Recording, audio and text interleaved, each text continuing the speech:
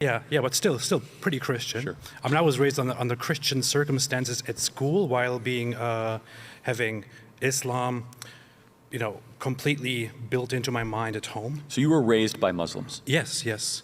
And while I am there in that Christian country, I would go to school as a little child and encounter all these wonderful, nice, beautiful people and admire the German culture, admire the Western culture, admire Christianity. But at home, from my own family and their surroundings, I would learn from a very young age that you cannot trust non-Muslims. You cannot trust Christians. You cannot trust Jews is a whole different topic. It's more than not trusting Jews. Yes. To give you a very simple example, I think I was in first or second grade. It's very, very difficult to remember nowadays, but there was a weekend where my family took me and my siblings to a religious gathering that they would usually go to. And during that religious gathering, I heard that that in the possible near future, we Muslims will fight the Jews and we will kill them. And even the rocks and trees will say to us, "Oh Muslim, there is a Jew behind me, come and kill him." Except for one tree called the Kargat tree, which is a tree of the Jews.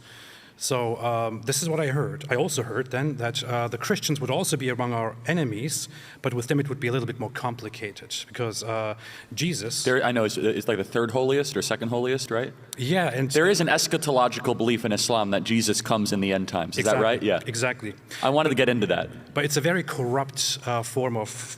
But Islam does have a reverence for Jesus. Well... They don't believe he was God, but they believe he was the Messiah. Is that correct? Yes, but they also don't really know what the Messiah is. So what they do believe is that Jesus, who is in Islam called Isa, with a kind of corruption of his name, was actually just a prophet of Allah. And he came here... He was Muslim. Yeah, he was a Muslim, and he came here to deliver the Muslim message and to ask people to submit to Islam. That's all he was. He was also the Messiah. Yeah, that's a bunch of crap. Yeah, it is, obviously. And I mean, if you go with the Christian narrative, right? If you accept that Jesus came and he was actually truthful, you can't have another message after him.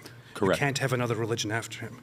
And Islam comes and acts as if Jesus was simply a messenger, but his entire message was all corrupted by his followers, the Christians, who became hypocrites and evil, and the actual true message is that of Islam.